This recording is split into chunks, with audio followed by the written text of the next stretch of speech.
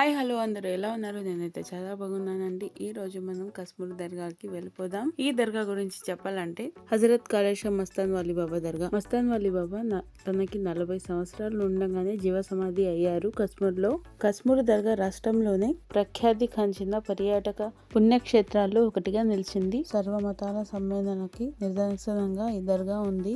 కశ్మీర్ మస్తాన్ అయ్యని దర్శించుకోవడానికి ఆంధ్ర రాష్ట్రం నుంచే కాకుండా కర్ణాటక, తమిళనాడు రాష్ట్రాల నుంచి కూడా వేలాది సంఖ్యలో భక్తులు వస్తూ ఉంటారు.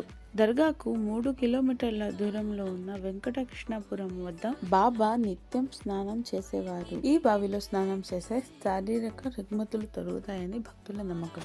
అందుకే ఈ బావిని షఫా బావి అని అంటారు.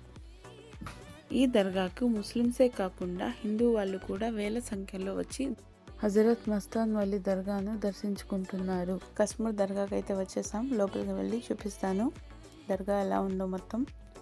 ఇది దర్గా ప్రాంగణం నుండి ఇక్కడ పూజ సామాగ్రి మొత్తం దొరుకుతాయి. ఏది కావాలన్నా ఇక్కడ అవైలబుల్గా ఉంటాయన్నమాట. హజరత్ కాళేశా మస్తాన్ వలి కశ్మీర్ దర్గా అండి ఇది. ఇక్కడ కనిపిస్తుంది కదా, ఇవి కొండకెళ్ళే మెట్లు అన్నమాట. ఈ కొండకి ఇరువైపులా దారి ఉంది. ఇటువైపు ఒకటి, వేరే వైపు ఒకటి.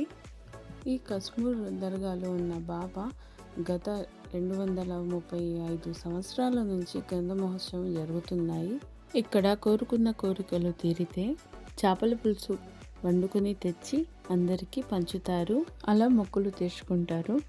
అదే కాకుండా ఫ్రైడే రోజు కూడా ఇక్కడికి వచ్చి బగారా రైస్, బిర్యానీ రైస్ మొత్తం ఏవైతే పంచాలని అనుకుంటున్నారో అవి మొత్తం పంచుకుంటూ వెళ్తారు.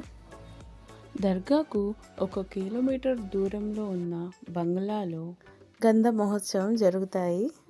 స్వామివారి గంధాన్ని ఉంచి అక్కడ ముస్లిం మత పీఠాధిపతులు, యాదవుల కులస్తులు ఉంటారు కదా, వారి చేతుల మీదుగా గ్రంథాన్ని గ్రామం పురవీధుల్లో ఊరేగిస్తారు. అక్కడి నుంచి దర్గాకు తీసుకుని వస్తారన్నమాట.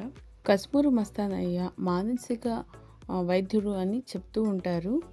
ఎన్ని హాస్పిటల్స్ తిరిగినా తగ్గని సమస్యలకి మానసికంగా బాధపడుతున్న వారిని కశ్మీర్ మస్తాన్ బాబా కళలోకి వచ్చి ఎన్ని రోజులు ఇక్కడ నిద్రించాలనేది చెప్తారంట.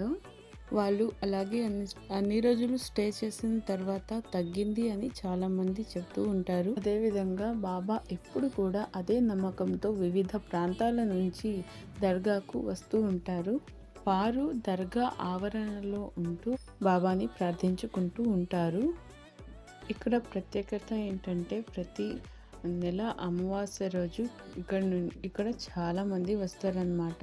ఇటు కేరళ నుంచి, అటు కర్ణాటక నుంచి, అటువైపు చెన్నై నుంచి వాళ్ళందరూ అసలు ఎలా ఉంటుందంటే ఒక గ్రంథ మహోత్సవం జరిగేటట్టు ఉంటుంది ఇక్కడ వాతావరణం.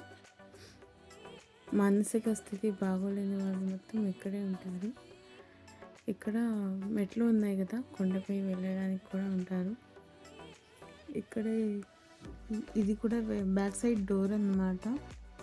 మానసిక స్థితి మరీ బాగలేని వాళ్ళకి ఇక్కడ కాళ్ళకి సంఖ్యలు వేసి కట్టేస్తారు. ఇది ఆడవాళ్ళ మస్జిద్ అన్నమాట. అటు సైడ్ గ్రీన్ కలర్లో ఉన్నది మగవాళ్ళ మస్జిద్. ఇక్కడ కూడా స్టే చేయొచ్చండి. ఓకే, నా వీడియో నచ్చితే లైక్ చేయండి, షేర్ చేయండి, సబ్స్క్రైబ్ చేసుకోండి. అస్సలాము అలైకుం, బాయ్.